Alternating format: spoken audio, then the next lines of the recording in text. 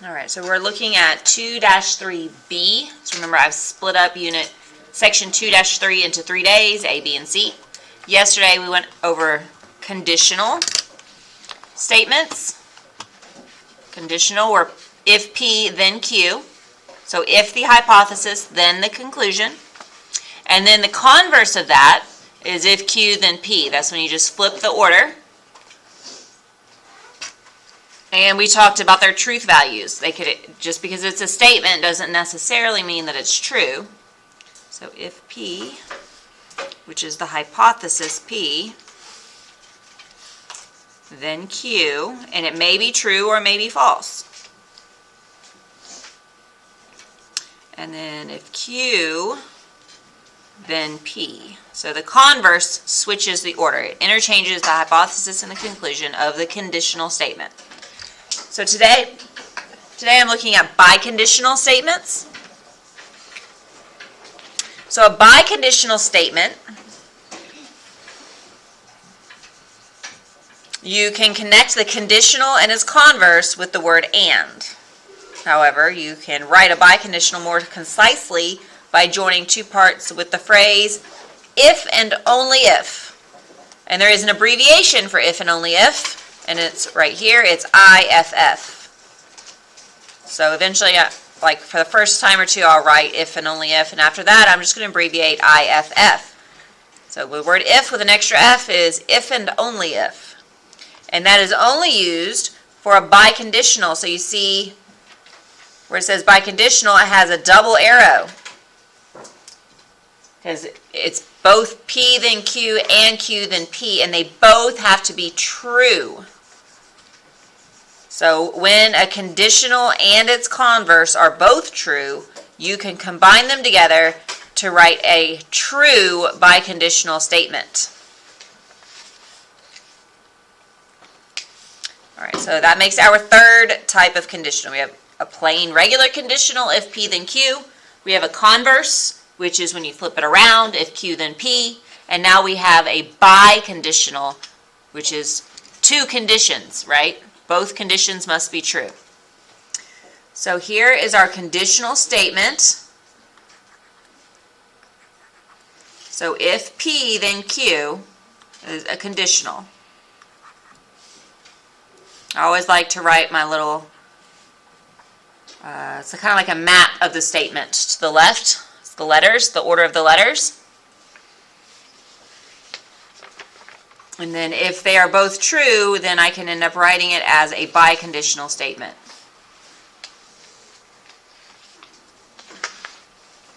Okay, so here it is. We have if.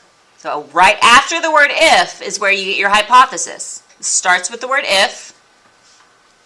Two angles have the same measure. So that's P. Then, there's your other signal word. The angles are congruent, and that is Q. So the converse is if you flip them around. So if the angles are congruent,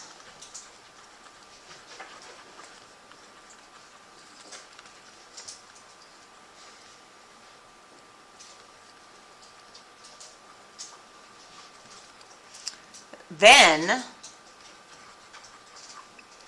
two angles have the same measure.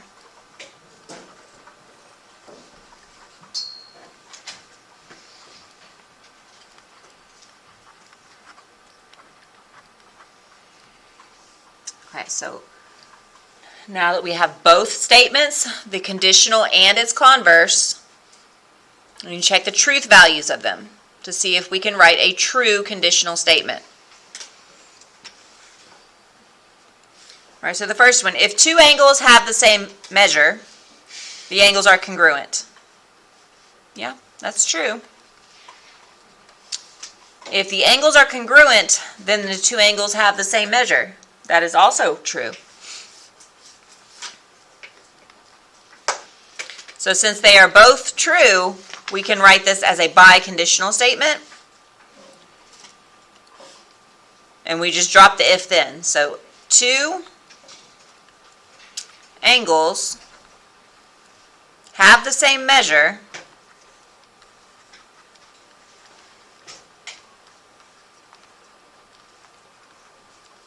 if and only if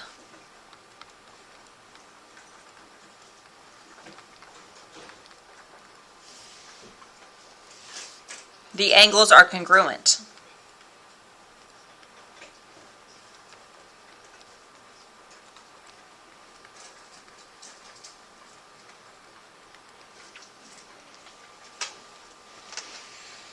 And so when we check that, to make sure the biconditional is true, you check it both directions. Two angles have the same measure if and only if the angles are congruent. Angles are congruent if and only if two angles have the same measure. You just want to go ahead and do one more check just to make sure it's all the same. Because sometimes whenever you say it one way, it's not true. So you do need to make sure. And I don't know what I was thinking when I wrote this sentence, but it's not quite right. You're not breaking it into two statements. Break the biconditional statement down into conditional and its converse.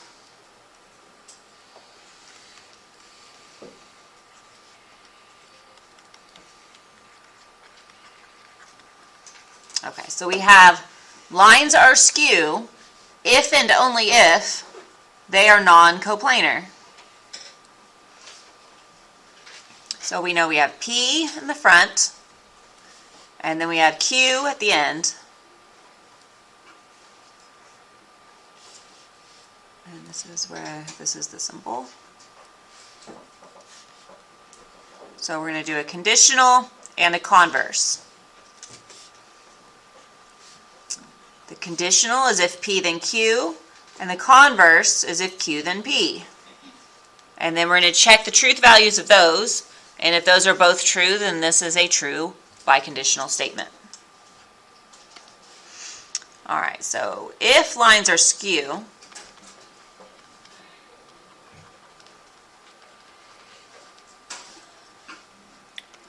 then they are non-coplanar.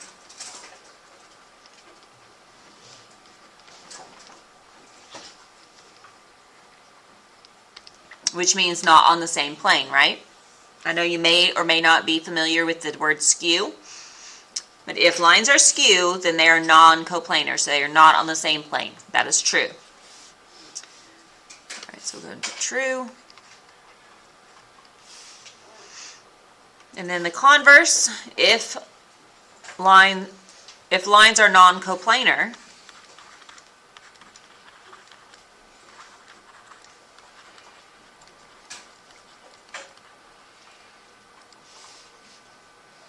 then they are skew.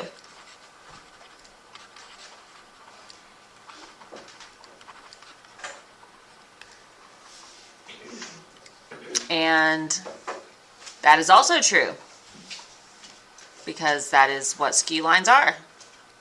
Lines that have absolutely nothing to do with each other. They are on completely different planes. They'll never touch, but not because they're parallel, they'll just never touch because they're not in the same realm, basically. I don't know how else to say that.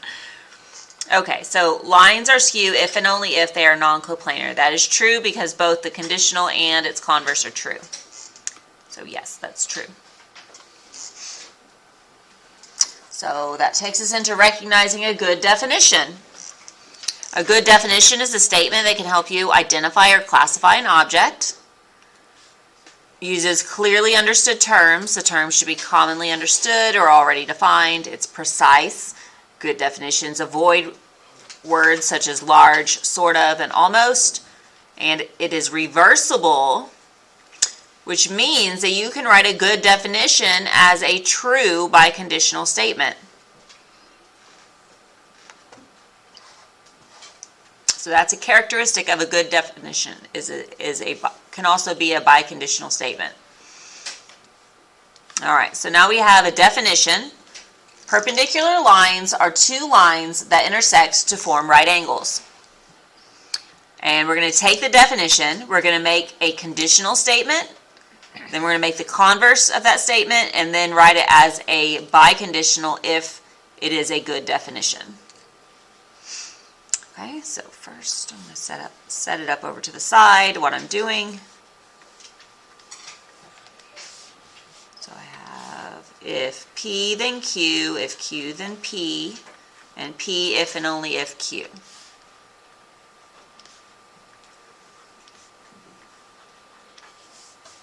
Because once you map it out and then you identify what's P and what's Q, then it's just following the guide that you made. All right, so we have perpendicular lines. We'll go ahead and make that P, or two perpendicular, R2. So two perpendicular lines, and intersect to form right angles will be Q. And if our words don't match exactly, that's fine as long as the ideas are there. So if two lines are perpendicular,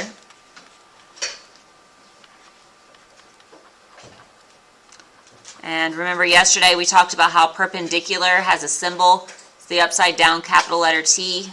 I'm going to use that so I don't have to keep writing that word. If two lines are perpendicular, then they intersect to form right angles.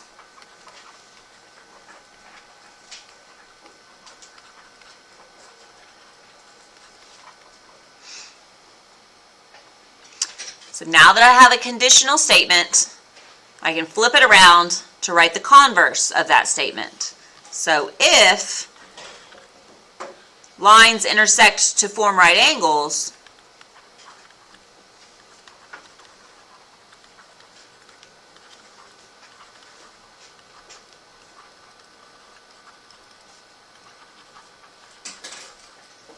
then they are perpendicular.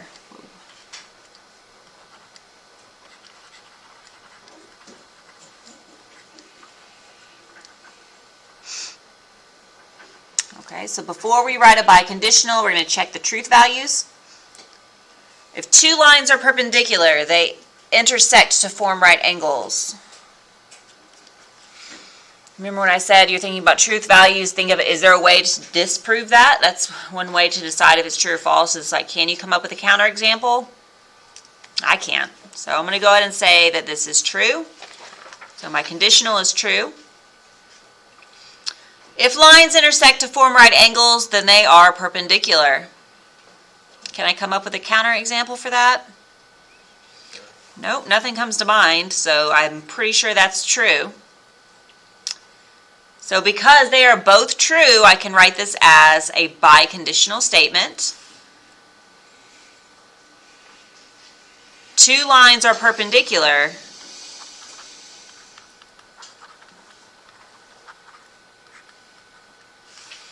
If and only if, which I'm just going to use IFF,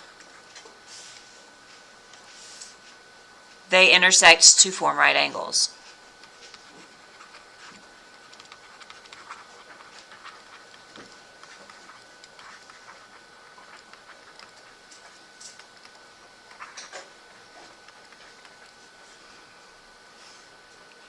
So two lines are perpendicular if they intersect to form right angles. Lines intersect to form right angles if they are perpendicular. So yeah, this works. That is a biconditional. It's the definition of perpendicular lines.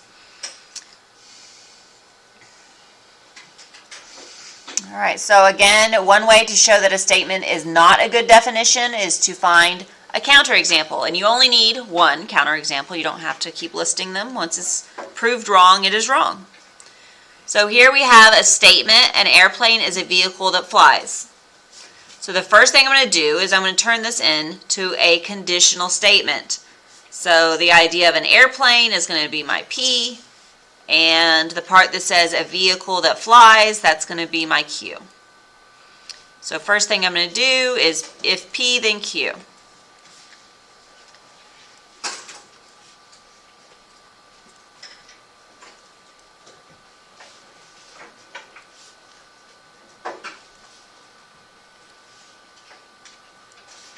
All right, so if, and it doesn't have to be like the most proper sentence. I'm going to say if it is an airplane,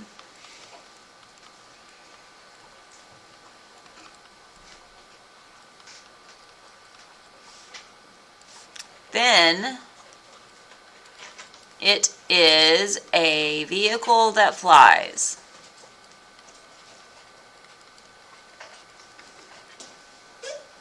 Does that make sense?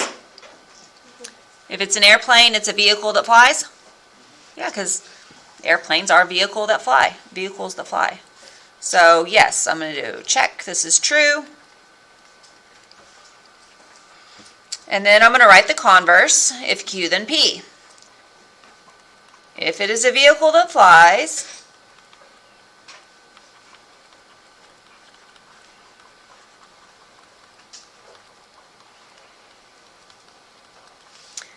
then it is an airplane.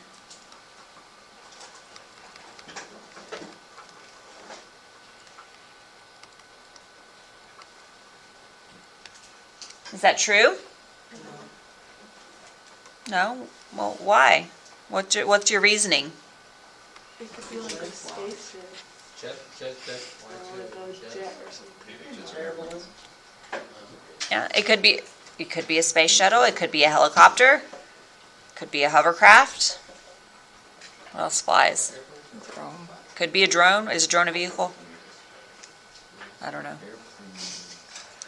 I don't know if that counts, but yeah, I mean anything. Helicopter, a spaceship, flying saucer.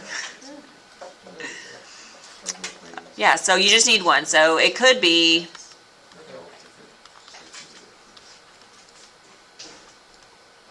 a spaceship. I like that one. You put whatever you like. You only need one.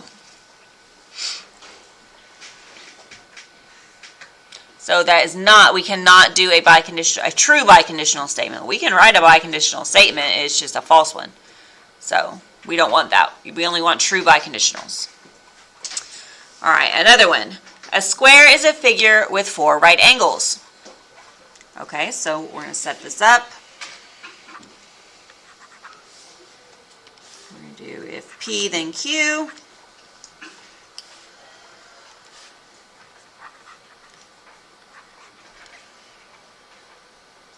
Square is a figure.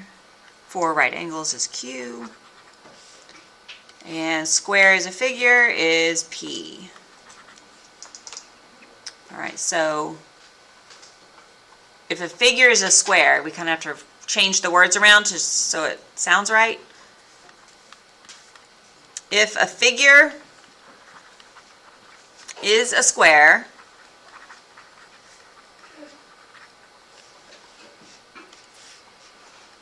then it has 4 right angles.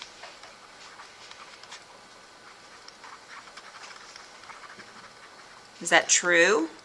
If a figure is a square, then it has 4 right angles? Yes, that is a property of squares. So yes, that's true. And then we'll try it the other way.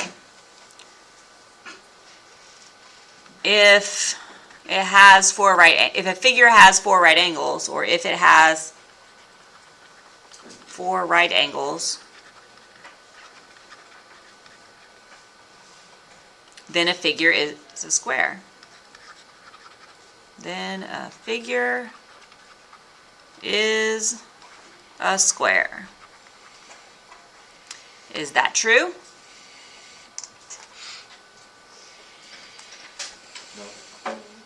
No. It could be a rectangle. So, not true. It is false. Could be a rectangle. I mean, a square is a rectangle, but maybe its sides were not the same length. But I think we all know what we mean by saying it could be a rectangle. All right, so does everyone get biconditional statements?